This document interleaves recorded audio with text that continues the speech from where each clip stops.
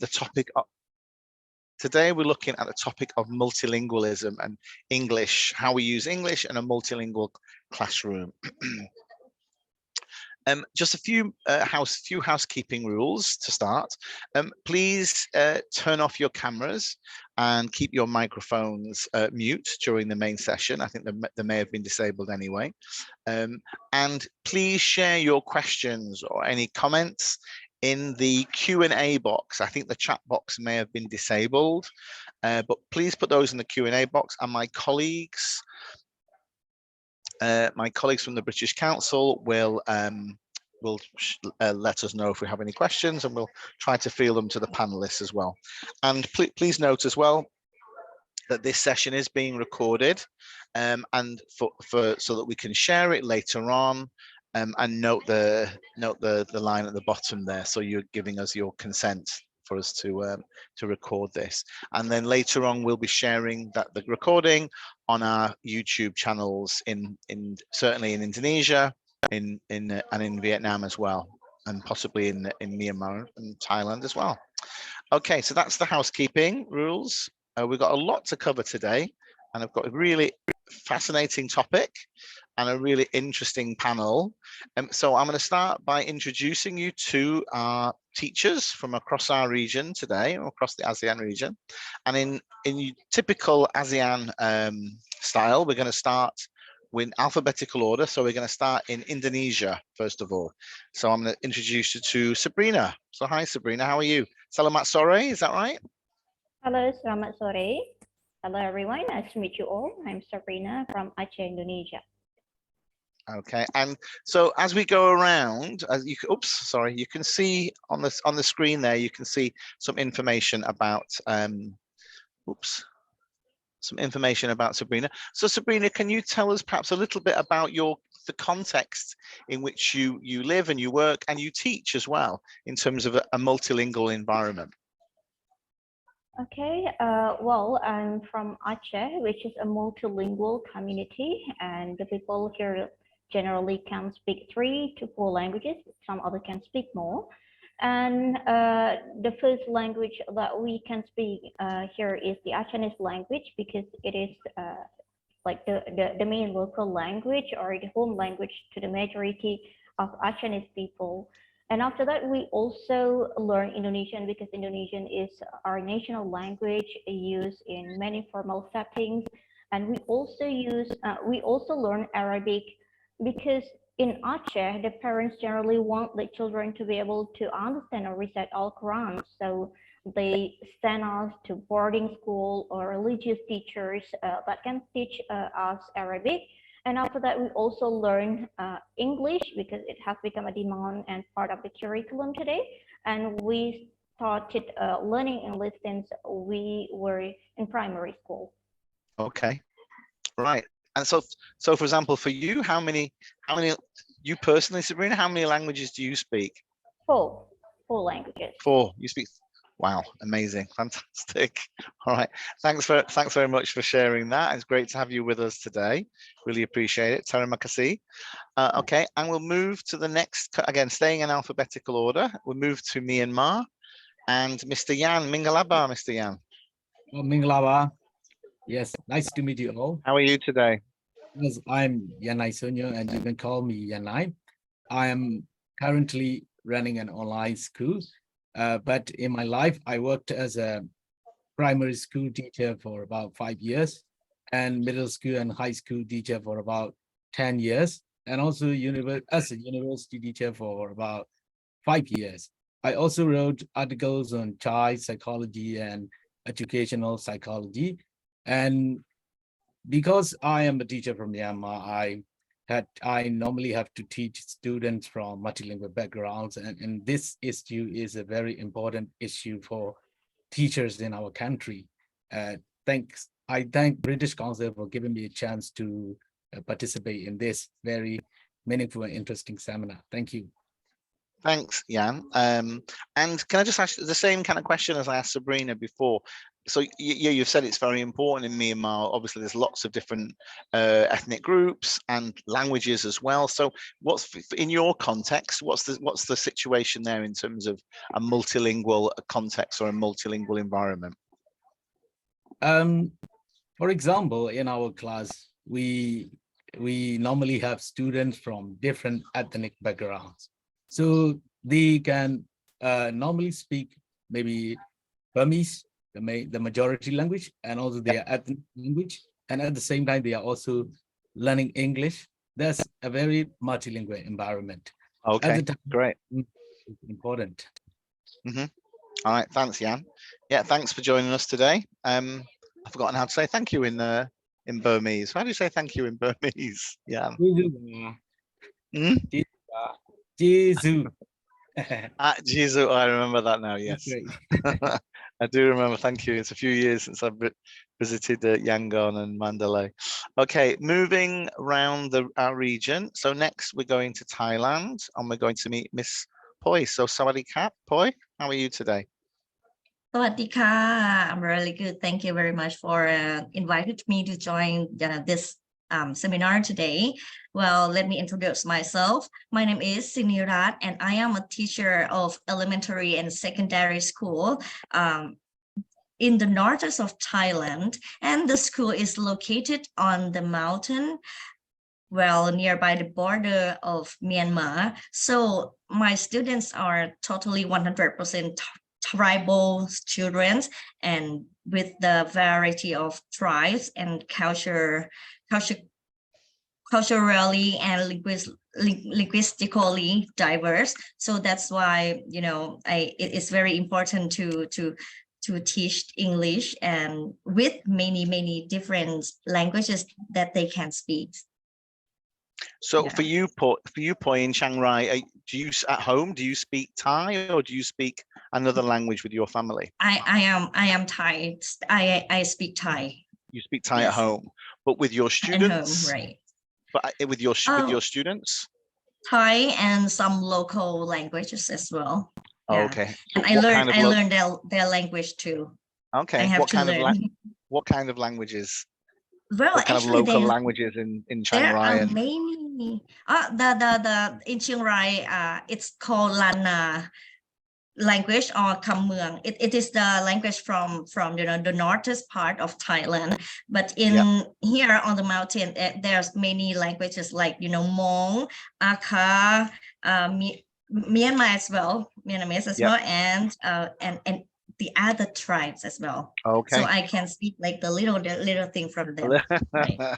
Okay, really interesting. Thanks, Poi. Great to have you with us. Kop Kun Kap. Okay, and last but not least, we go to Vietnam. Well, not actually Vietnam, but I'll let Miss Mai explain that about. So morning, Mai's joining us not from Vietnam today, but originally from Vietnam. Over to you, Mai. Hello, everyone. It's really great to join the webinar today, and I'll just tell you a bit about myself.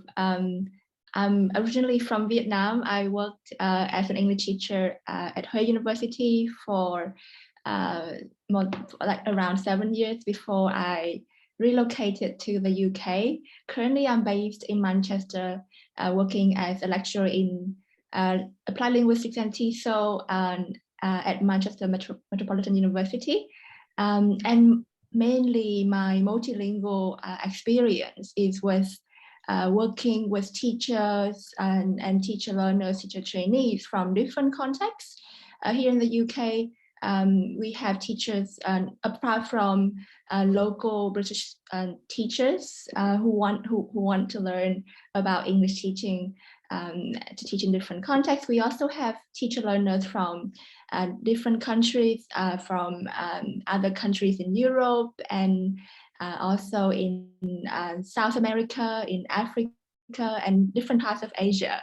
So it's been really interesting for me to be exposed to different languages as I deliver my teacher education sections. So hopefully I can share some of that experience with everyone today. Right, thanks, Mai. So yeah, quite a different, as you say, a different way of thinking about multilingualism in a kind of a more in an international context rather than in a kind of local context here in our region. So yeah, interesting. I'm still working with Vietnamese teachers as well, Mai, on some of our British Council projects. Yes. Yeah. Great. Okay. So thanks everyone. So that's our panel today. As I say, if you have any questions or any comments, please put them in the Q&A, and my colleagues from my British Council colleagues will try to share those for us as well. And later on, we're going to introduce you to Mr. Yan. He's going to introduce you to a free course that is starting today, a free course on English in the multilingual classroom. So we'll say a bit more about that later on. Okay, but for now I'm going to stop sharing my screen. Great, and hopefully you can see all our panelists. So welcome everybody, and thank you again. Cảm ơn rất nhiều to Mai. I didn't use any Vietnamese with Mai, so a little bit multilingualism to start amongst the five of us. So we're going to say just got maybe 2 or 3 questions that we're going to explore between the 5 of us with our expert panel, and then at the end, as I say, Jan's going to introduce the course to us, the new online course from Teaching English that starts today. And at the end, our 4 panelists are going to give us some top tips as well in terms of how to use, how to employ multilingualism in the classroom. So hopefully you can stay with us until the end, until about 45 minutes from now. Okay, so to the first question, and I think I'll put this question to Mr. Yan first of all. So we've talked about your context, 4 very different contexts from the 4 of you. So how would you define multilingualism? What does it mean to you, Yan? Oh yes, multilingualism is the ability to speak or use more than 1 languages. So actually, it is a very important issue for teachers in our country, because we have got different ethnic groups in our country. In a class, there can be students from different linguistic backgrounds. So that's why a teacher needs to understand, and teachers should promote multilingualism, because it can show respect to the identities of the students and raise cultural awareness and so on. So that's why it is an important issue. Yes. Mm-hmm. All right, thanks, Yan. And what about, I'll just move around, it's maybe slightly different order. Sabrina, what about you in Aceh? What does multilingualism mean to you? Again, you talked before about the different, for example, you yourself have 4 languages. What about the students, the learners that you're working with? Well, multilingualism, in my opinion, is the ability or the use of more than 2 languages. And I believe that this multilingual skill is dramatically significant these days, especially during the 4th Industrial Revolution, where technological advancements have brought people from different linguistic and cultural backgrounds closer, like we do today. It will be very hard if we can only speak 1 language, for example, our home language, but we cannot speak English to communicate with each other. So I think this multilingual skill is very, very important. And I believe that people with multiple language skills have more benefit or a wider acceptance in the global industry today compared to those who can only speak 1 language or monolingual. And I always highlight to my students that if you want to have a better job opportunities or education, a better education, you have to be able to speak more than 1 language. So I believe that multilingualism is really, really crucial in today's era. Okay, yeah, it's interesting to think about that. Not just as you say, Sabrina, not just the context, the teaching and learning context, but also looking to the future, the benefits as well of having a kind of a multilingual approach to how we learn and how we teach going forward for our learners. Thanks, Sabrina. Poi, what about you? Again, it was interesting to hear your context up in Chiang Rai on the border between Thailand and Myanmar. What does it mean to you, the concept of multilingualism? For me, the multilingualism, it's a knowledge of more than 2 languages. And, you know, for me, I think it's very important for the one who knows many languages, because, you know, the career and the work today, especially in the north of Thailand, and especially for my student who live on the mountain, you know, they can live, like they can work in Myanmar, they can work in Taiwan or in many countries as well. So I think it's very important to be able to speak more than 2 languages. And as a teacher, I'm found out that the multilingualism student, they can learn English faster than the one who can speak only Thai, you know, Okay. because yes, Great they point. have the alphabet, they use English alphabets as well. And, you know, when they can speak many languages, their tongue can go through every accent. I think that's really good for me to teach English here. But, you know, the one important thing that we have to inspire them to learn English, because now they are afraid, and then they don't see the need of learning English now. Yeah. Yeah, That's all. that's really interesting that you said that, Poi, about. So Sabrina before was talking about the benefits after our learners finish at school or university. But as you were saying, Poi, having awareness of different languages can sometimes help us. Sometimes it can be a hindrance, but sometimes it can really help us in learning Right. new languages or acquiring new languages. Yeah, because we're already thinking and we're already in that headspace of switching between different languages. Right. So that's Right. that's another nice way to approach it and to reflect on that. Thanks, Poi. Now, last but not least to Mai. Now, Mai, I said you mentioned in your introduction a slightly different context, perhaps. So what does it mean to you? Yeah, because I work a lot with teachers from different contexts. So to me, multilingualism is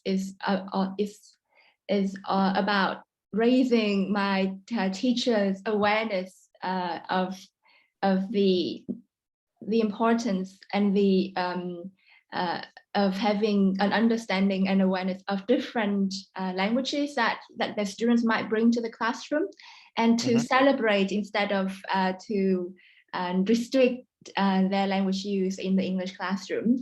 I also work a lot in the areas of different varieties of English, particularly I look at the characteristics of Vietnamese English. And so to me, multilingualism is also about an awareness and understanding, appreciation of different varieties of English, be it from traditional English-speaking varieties like British or American, to more localized varieties like the different English that we are speaking today, and we are communicating beautifully in our own way. So that's what I really want to highlight in terms of multilingualism. Great, thanks, Mike. And that leads very nicely to our first question. So here's a question from Facebook, our Facebook audience, from Sai Kin Kin from Myanmar. And he or she, sorry, says, in Hungary, so this is for any of you who'd like to maybe answer this question. And it goes back to exactly what mine was just saying. In Hungary, some professors do not try to understand the diversity of different accents. I'm very tired of practicing my pronunciation to be understood by professors. How should I try? Most American and British teachers understand my pronunciation.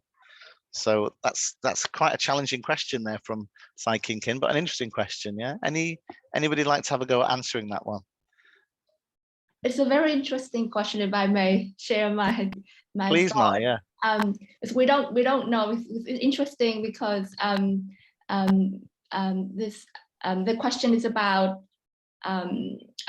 understanding and how intelligible we are when we communicate. And I think it's quite clear from the answer, from the question, that the one who asked the question, I'm sorry, I can't remember the name.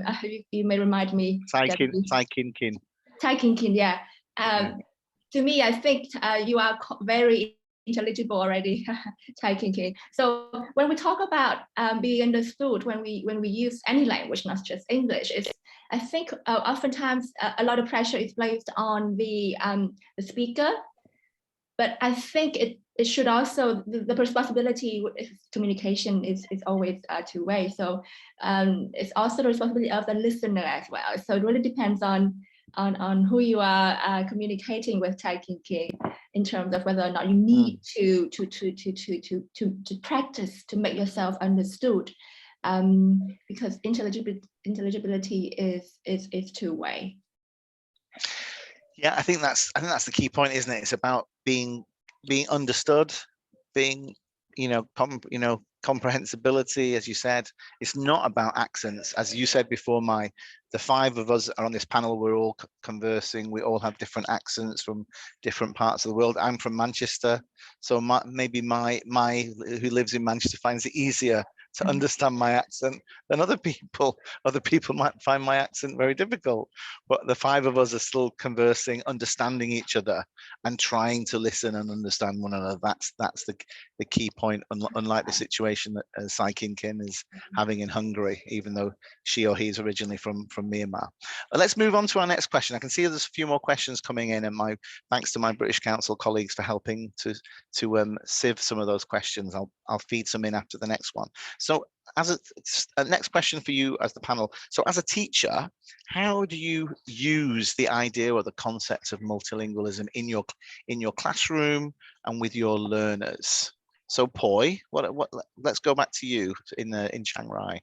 Well, as I'm a teacher and teaching the student who lack motivation to learn English, first I will have to make them inspire them to love to learn English.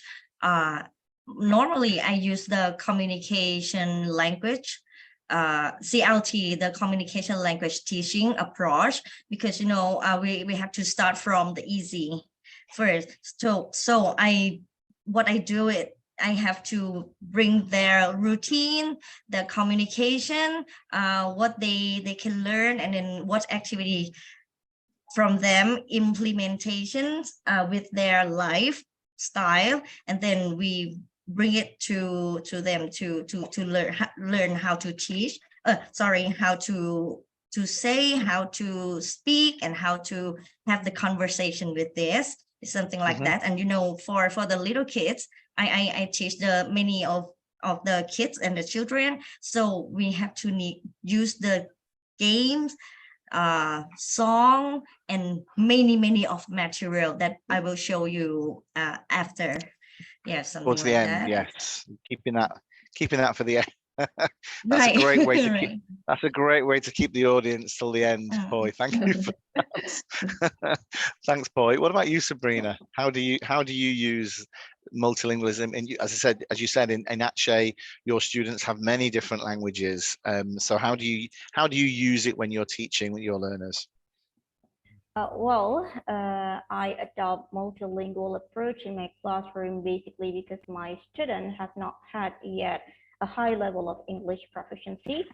So I need another language that they are familiar with, be it Indonesian or Acehese, as a language instruction to teach them English. And this is quite effective because they can understand better what I am saying. I have actually ever practiced teaching them English using only English, but it doesn't work because they don't have the necessary vocabulary yet. They don't develop the vocabulary or the understanding of the culture of the target language. So I need to introduce them to this basic skill first. And for those in the early stages of learning, I usually try to develop their vocabulary by using flashcards, for example. And in the flashcard, there are pictures with vocabulary in different languages. I teach them how to pronounce them and why the specific objects are called these ways. And once they have good amount of vocabulary, I will try or encourage them to use this. And for those who are at a higher level, I will try to create an activity like using Kahoot quiz, asking them the equivalent for certain phrases in English or Indonesian. And usually my students really enjoy this activity because it improves their cultural understanding.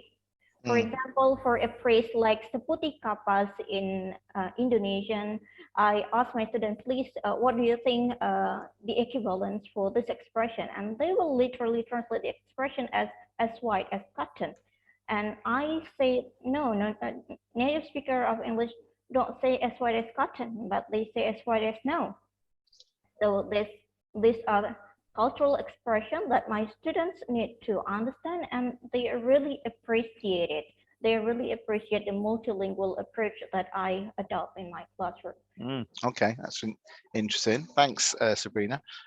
What about you, Mai? Again, it's a very different context, a kind of more international context. So how do you use a multilingual approach, if we can describe such a thing, in your kind of more amongst your more international students? Yeah, with a group of international teachers from different contexts. I think it's really what I find really interesting is every time I walk into the classroom, students from the same first language background, they often sit together and they talk, and they really share ideas and challenges that they encounter when they live in a different country. And I think that's a very good way for them to bond and to learn. So I let them be in their own group when for example, with the start of a class. But then throughout the class, I also organize them into groups, and so that's how people from different places can mingle and use their own linguistic backgrounds in order to support each other. And so I think it's celebrating and acknowledging my teachers' different knowledge of different languages is one way for me to make them feel comfortable in the teacher training course.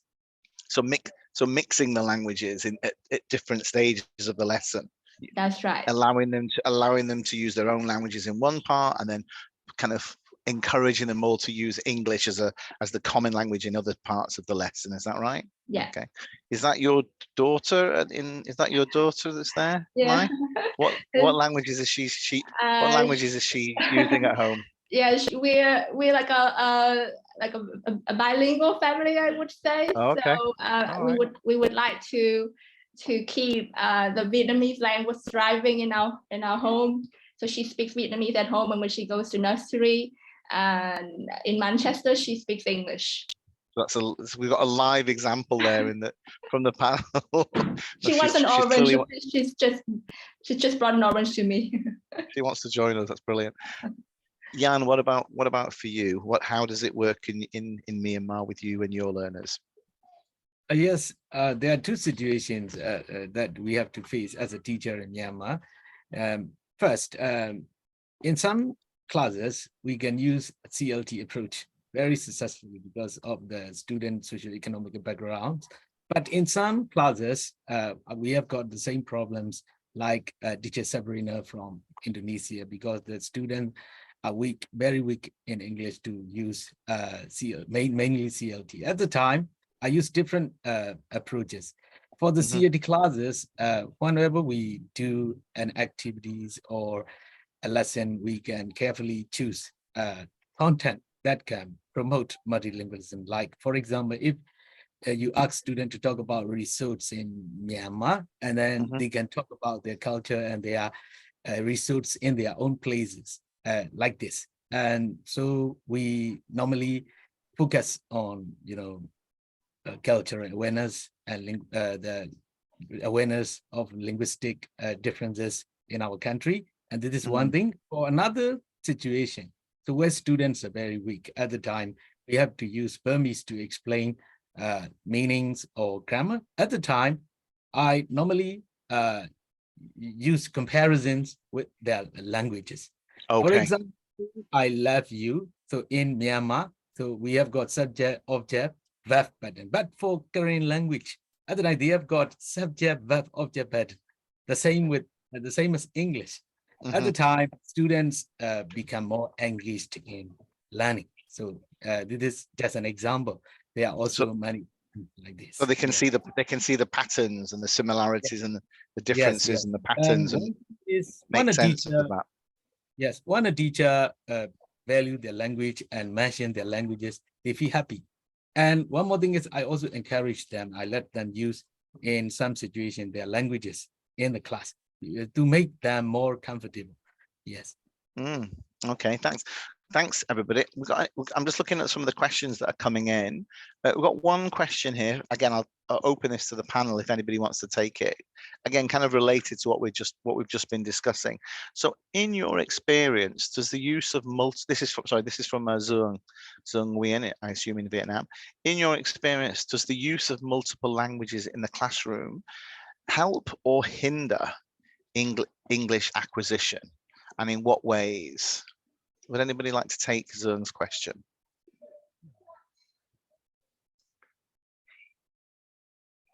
From your experience. Oh, sorry, Poi, I just saw your hand. Did you put your hand up, Poi? Oh, no, I can, on my screen, I can see your hands up. I'll repeat the question. So in your experience, does using different multiple languages in a classroom, does it help or does it hinder English acquisition, English learning, and in what ways? Yes, okay. In my own experience, sometimes it really helps if we use the other language to promote multilingualism in a class. But sometimes it doesn't work because we have to use English as a lingua franca in a class, especially when we are teaching students of higher level. But at the time, it is not very beneficial to use other languages all the time in a CRT class. But for the classes we are teaching, like Sabrina classes and my classes, at the time, using other languages does help because it makes students more comfortable. I think, yes, I think thanks, so. yeah. I agree with what Jan just said about using the first language or whatever languages that the students are comfortable with to create a very comfortable classroom atmosphere for everyone to feel like they belong and they are recognized. But then, but then it could create hindrances as well as Jan said. I think that goes back to what Poi was saying before about how to encourage, how to motivate our students in the classroom to learn English. And if one way to do that is to allow some use of a variety of languages in the classroom, then why not? But it's just about striking the balance, isn't it, really, I guess? So that's an interesting question. Okay, let's move on to another question now. So again, we're going to look at some challenges in a minute, but before we look at the challenges, we've talked about helps and hindrances, but before we look at some of the challenges, what do we think are the benefits of developing and promoting a multilingual approach in the classroom with your learners?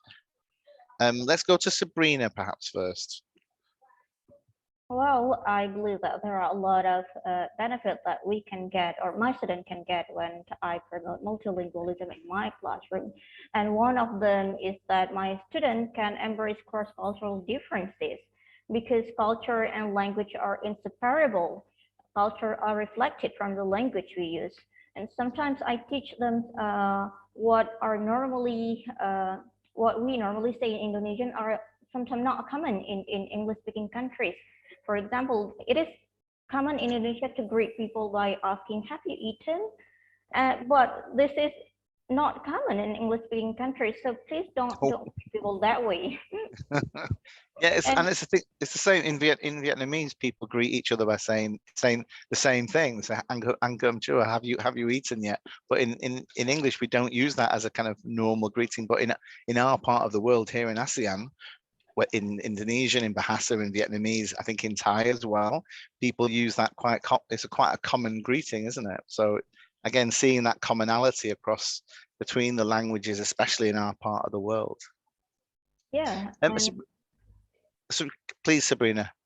Yeah, and something cultural that my students need to be able to understand, and the same goes to other phrases like, are you married? Or what is your religion? And these are the sensitive questions that you should not ask in the greetings in the first meeting with the people speaking English.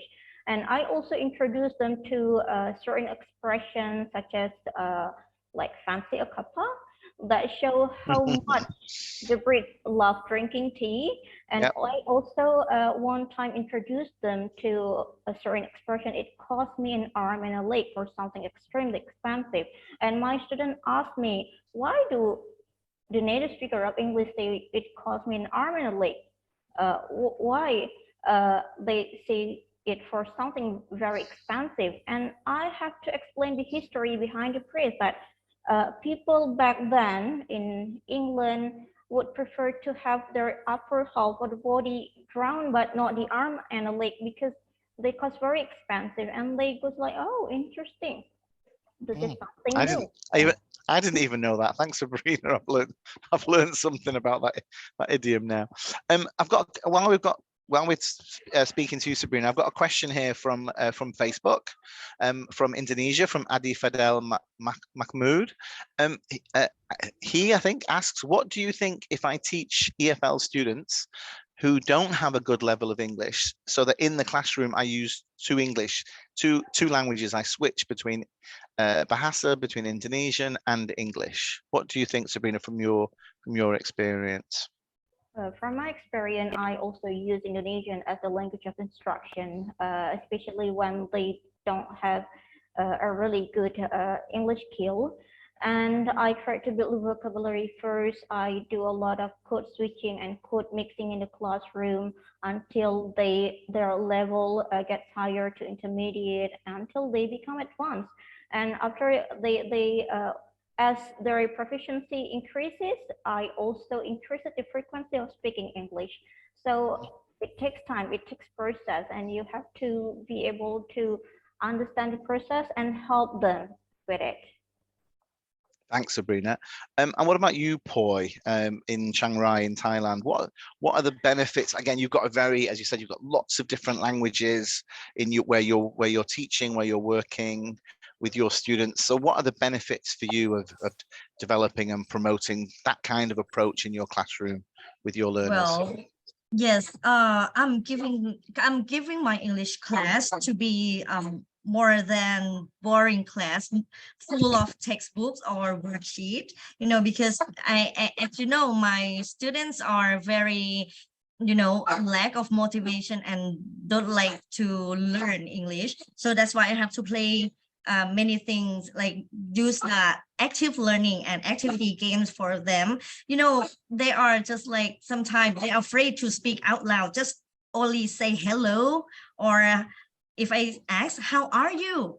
And they know that they have to reply, I'm fine, thank you, or whatever. But no, teacher, no, don't ask me, something like that. So to make them feel comfortable to say, we have to make something more funny, just like if they cannot say hello, I say, if you're happy and you say hello, and then they say hello. Yeah, you can speak it like that. So we have to use like game, play, or song, something like that. Or like, how are you? If they don't like to say how, I'm fine. So I ask in the song, like, how are you? And then this, I'm fine. Yeah, just like playing with them, something like that. So just make them like, feel funny and happiness to speak out loud, to learn. And then when they love and have passion to learn English, they will love to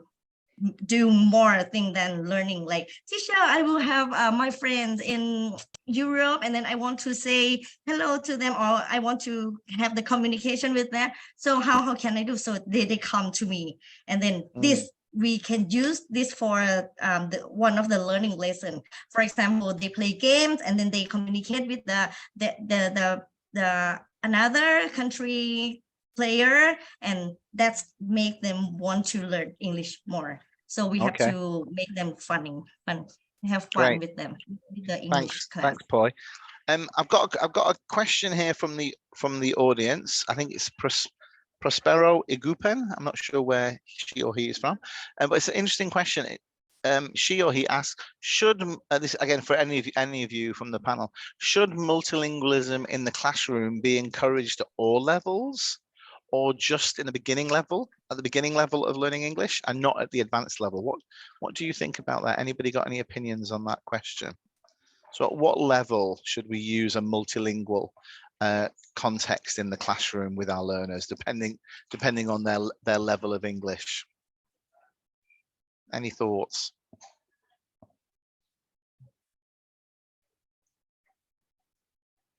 Hello. Yeah, Jan. From my point of view, so we, we can use multilingualism in almost all levels. But I mean, it depends on the, the nature of the curriculum, the backgrounds of the students, and so on. When it is beneficial for them, we must use it. When it may be a hindrance for their language improvement, we must not use it. So it depends on many factors. Okay. Clearly, say that this is that and so on. So we cannot. It depends. Yeah. In all levels. Yeah, and I agree with Jan as well. Like, sometimes my student have like different levels. Some learn fast and some learn slow. So I have to lesson plan. So we have to see the student first, if how much they can learn it, and then we create a lesson for them. And who learn fast, we have the other lesson plan for them too. And that's what my school do it. Thanks, Boy. Thanks, Jan. That's a really good way to approach it, actually. Let's move on. We've got one last question, and I'll try to take one or two more questions from the audience before we move towards the latter part of our session. So the next one is about, again, challenges. We've talked about some of the benefits of multilingualism, but let's look at some of the challenges of this approach with our learners. Mai.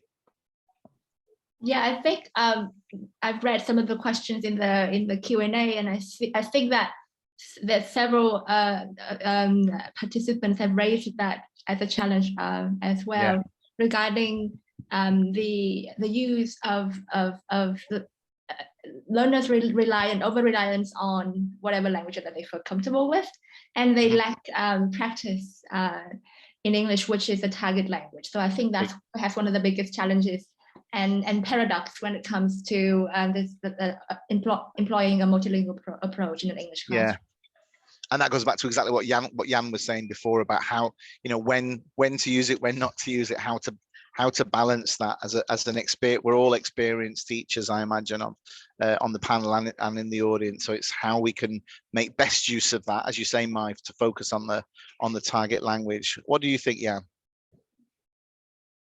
Yes. For a teacher, there can be challenges, in three, for example, there are three levels of challenges for a teacher. First is, in a classroom level. So the teacher, at the time, the teacher can manage. For example, he can, promote multilingualism and cultural awareness in a classroom. That's important for, especially for us, because we have got a lot of ethnic groups, and harmony in class can also make a country in unity. That's why it is important. But for a teacher to carry out that plan, there must be other higher level supporting them, like curriculum designs and the school implementation styles. They are also very important. These are the challenges. We need to think of the language in education, the policy of languages in education. That's a very important issue. This is also a challenge. Yes. Yeah, that's a much, as you say, it's a much higher level challenge.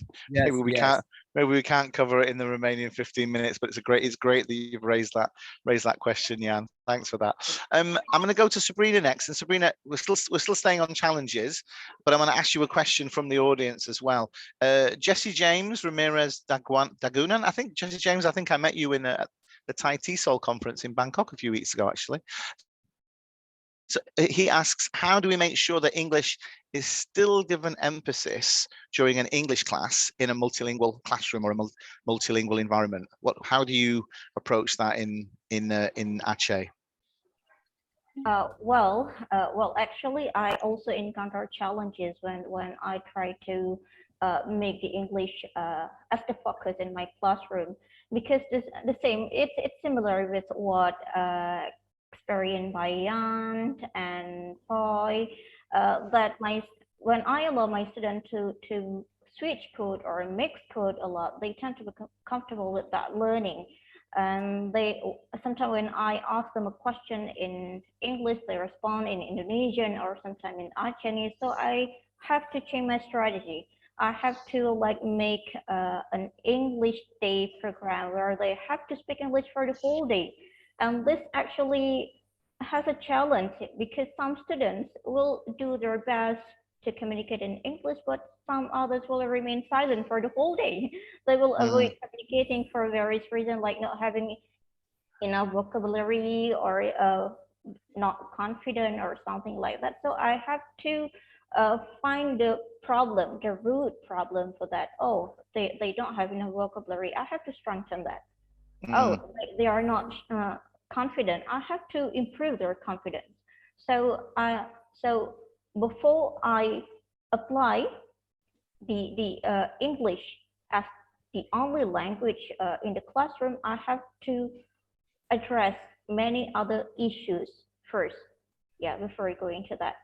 Yeah, so very important. I think if you teach in a multilingual classroom, you need to know your student well. What are their problems? Because they may have different problems, and after that, you can proceed to using English once all the problems solved.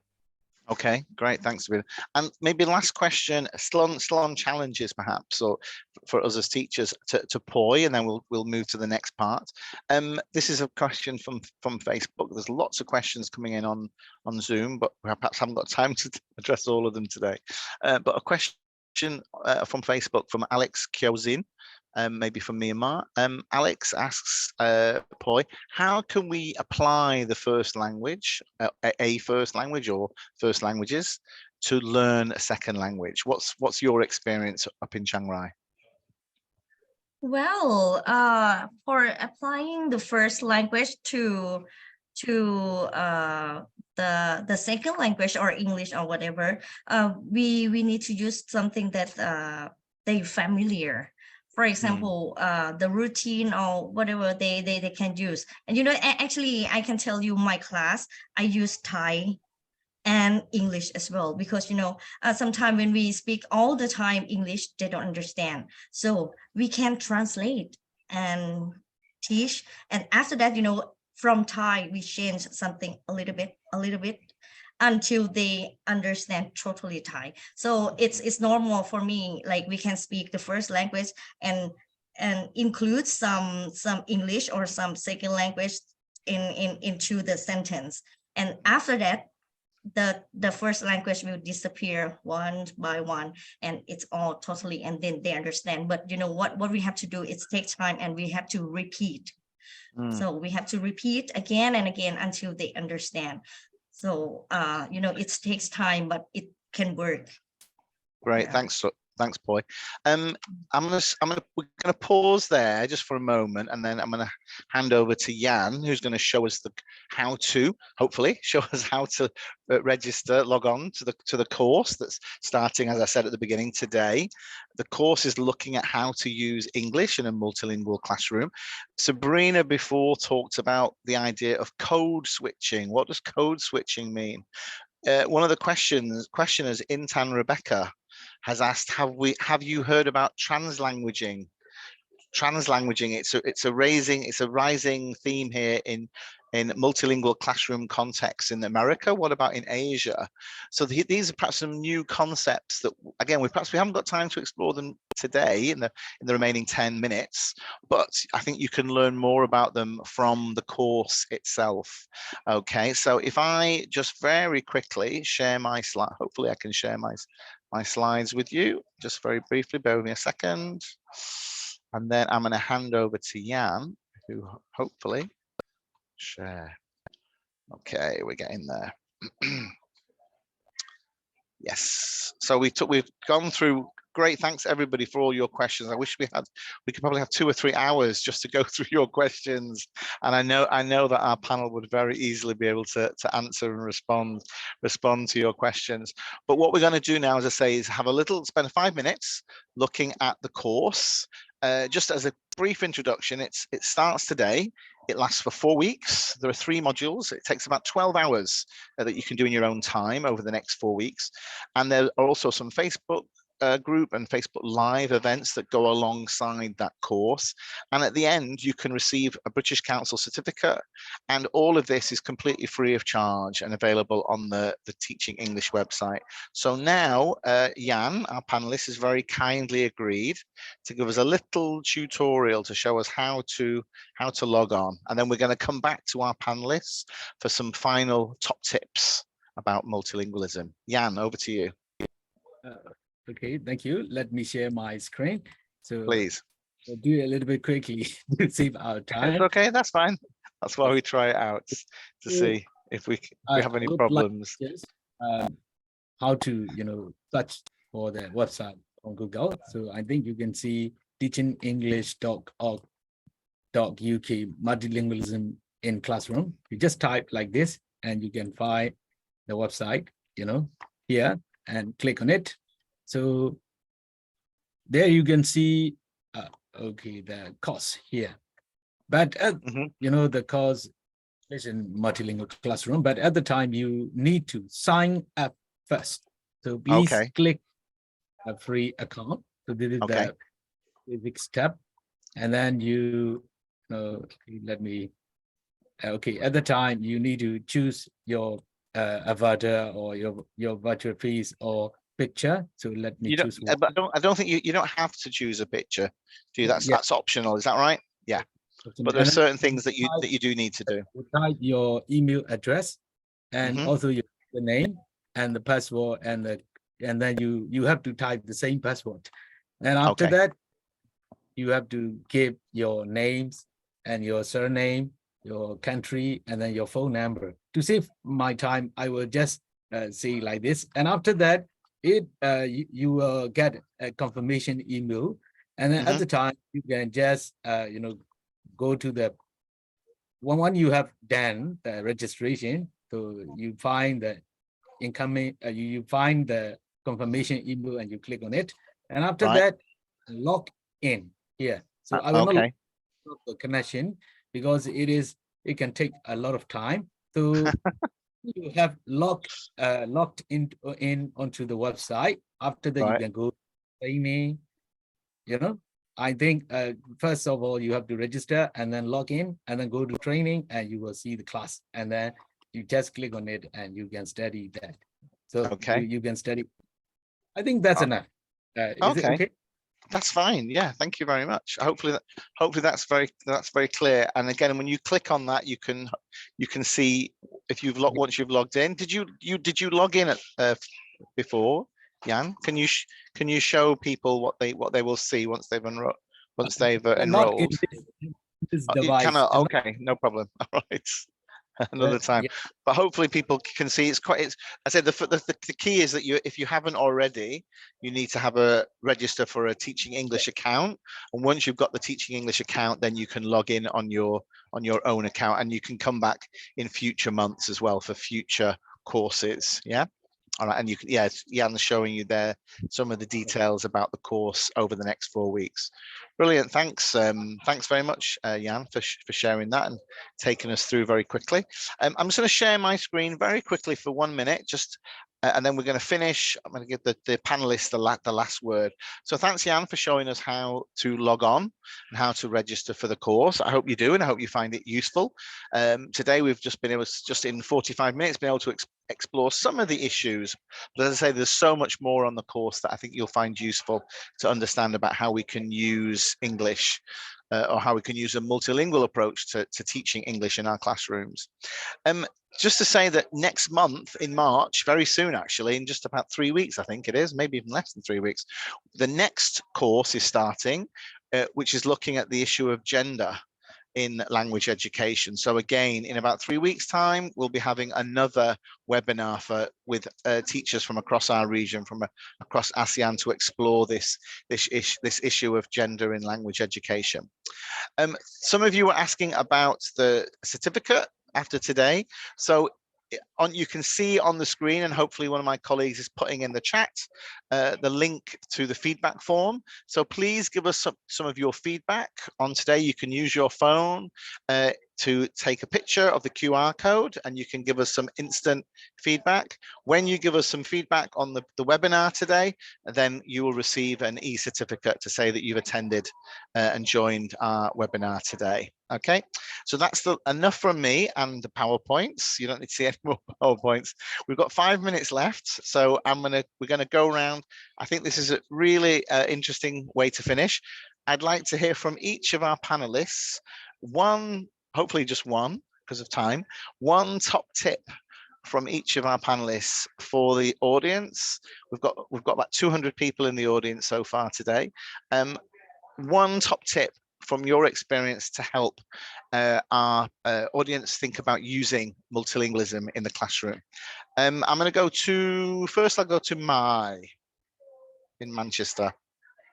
Yeah, my top tip, I like to go back to the paradox of teachers wanting to use a multilingual approach, but still I'm not very sure if that may take away the time for English in your classroom.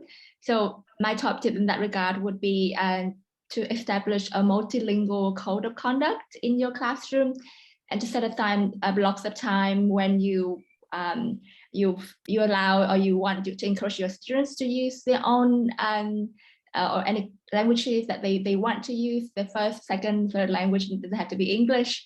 For example, during group discussion or pair discussion, if they're working on like a classroom task, and also other blocks of time when perhaps you would want your students to practice using English either in spoken or written format. So perhaps, and that I think that multilingual code of conduct would be could be a co-constructed guideline or agreement between you and your students as well.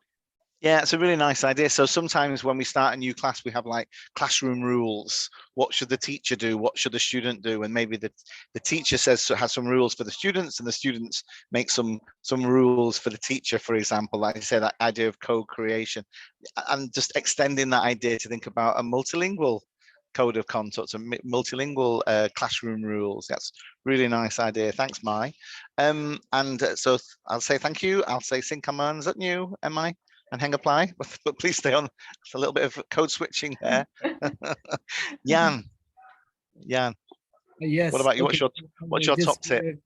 A very easy step to start a multilingual class. So you just ask your student to share the meaning of their name in their names in their own language to the other students, and also exchange the meanings of their names in other languages. At the time, it is really fun, and they will be interested in one another culture, and the teacher can show respect to the other languages and their cultural backgrounds, and the student will be quite happy. This is just an activity. I love that. I love that idea. Again, I love anything where, as you say, it's about the students sharing their own personal experience, their personal names, language, and, as you say, culture as well, which is really important. And I love the fact, certainly here in Vietnam, I can ask any student what their name means, and everyone in Vietnam knows not only what it means, but the story behind why their mother and father gave them that name. It's fascinating. You can explore that. It's a great way to start using language, using multiple languages to start that conversation. Brilliant. Thanks, Jan. Jesu, is that right? Did I get that right, Jan? Thank you. I hope so. Let's move to Sabrina. Your top tip. All right. So based on my experience, it will be better if you teach a multilingual classroom using a lot of learning aids, for example, like flashcard, or you can also use like popular apps today, like Kahoot or Mentimeter, something like that, because they can make the learning interesting. And I also encourage the teacher to be more sympathetic and understanding, because it's not easy for a person to be able to speak or to learn different language and have the same level of proficiency in those languages. It takes time, it takes process, and you have to understand. Sometimes your students have accent, sometimes their first language interfere the second or the foreign language, and that's okay as long as they don't affect the meaning. So I really encourage all of you multilingual teacher to be more understanding to your students. Yeah, thanks, Sabrina. And it's really interesting as you were explaining that. I was just looking in the chat and I can see a few questions from some of the teachers on today's call webinar asking about using teaching aids, using dictionaries. You talked about using flashcards, using the students, the learners themselves, going back to Jan's idea of the names. The learners themselves are a fantastic resource. So use that language, use that culture that's in the classroom in a no matter how many languages. That's a great way to kind of bring the classroom alive. Thanks, Sabrina. Terima kasih. Thanks for joining us today. And last but not least, Miss Poi in Chiang Rai. What's your top tip? To make the English is fun, we have to use the active learning approach. Make them do more than textbook, bring them outside more than sitting in a class. So have activities outside, and the most important thing is the material. It can make them interested in learning English. Can you please, Mr. A, can you show me show some picture of some material that I use? And these are the many materials that I have to use with the children. It's can make them like interested in learning vocabulary, phonics, or whatever. And I can tell you, if someone or everybody wants the file or the things that printable things, I can send you. Just ask me and just comment in the Facebook or in the comment. I will send you all of them for the printable thing if you really need this material. So the material can help the teacher to teach something simple and easy thing for them to learn English and to have the passion of learning and playing together with English class. So that's why I think this material is important. Thank you, Mr. A. Thanks. Okay. Thanks, Yeah. Poi. So thanks for just sorry. Yeah. And Please. the last thing that I want to share you, because because my students are that don't like to speak English and don't like to learn English. So because they're afraid, because they are the Hill tribe people, they thought that they can't do it, they cannot do anything. So I just want to tell them that always tell them that it doesn't matter if the cat is black or white, as long as it catches my, that means you don't worry where you're from, who you are. But if you can speak out loud, you can do your duty and complete your job, that's you are a very great person in the world as well. That's why I tell my student all the time about this. Thanks, Poi. Kop Kun Kap. Thank you very much. I think on that, with that fantastic metaphor to finish, I just want to say a huge thank you to Sabrina, to Poi, to Mai, and to Jan for giving your time today. Thanks to everybody online for all your questions and for almost 200 of you staying with us till the very end. Sorry we didn't have time to address all your questions, but I hope you learned a lot from our panelists. And as Jan showed you before, if you're curious about this topic and would like to learn more about it, please try to enroll on the course that starts today and enjoy the course over the next 4 weeks. I hope you'll get to learn and explore even more ideas, just some of the ideas that our panelists have shared with you all today. So thank you very much again to everybody, and we'll see you all in a few weeks, hopefully at the next webinar. Thanks very much. Thank you, Have a great day. everyone. Have a Thank you great very evening. much. Thanks, everybody. Thank you. Bye for now. Bye.